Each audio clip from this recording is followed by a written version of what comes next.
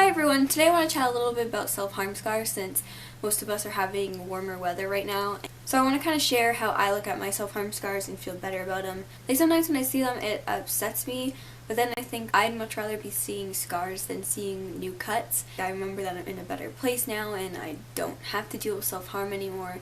And that can help make me feel better. I look at them as a reminder of how you got through a difficult time and how you're doing better now. Or at least you're doing good enough to not be self-harming anymore. When it comes to people seeing them in public, people are going to look. They're going to see them and probably be like, what the hell are those?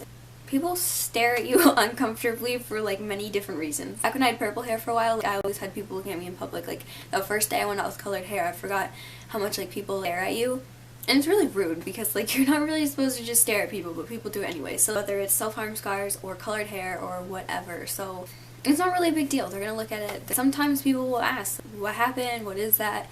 And you don't have to tell them, you don't have to talk about it. You can just be like, oh, it's nothing, or it's none of your business, or whatever reply you want to give them. But yes, it is uncomfortable to have people ask you, but what's more uncomfortable for me is wearing long sleeves and a shit ton of bracelets and stuff like that when it's really freaking hot outside. I hated doing that. So I personally would probably rather just deal with people asking every now and then. It's nothing you should be ashamed of. Unfortunately, a lot of people self-harm and have self-harm scars for when they used to self-harm.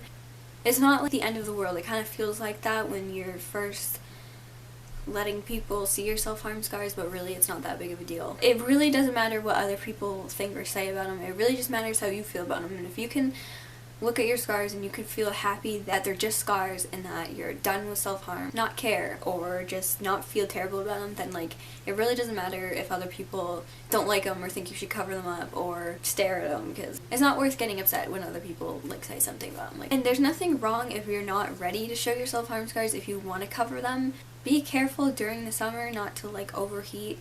I know some people have a lot of self-harm scars in different parts of their bodies. Be careful if you're wearing like pants and a sweatshirt when it's like 90 degrees outside. Try not to let having self-harm scars ruin your whole summer. That was kind of all over the place, so I hope that actually helped some people out. But I just don't want anyone to be feeling bad about them, because you shouldn't. And I have self-harm scars. I'm sure a ton of you who watch my videos have self-harm scars. It's not abnormal and it's not anything that you need to be embarrassed about. I want you all to be proud of yourselves that they're self-harm scars. And I hope this helped you feel a little bit more positive about them. And I hope that you enjoy your summer, and I will see you in my next video.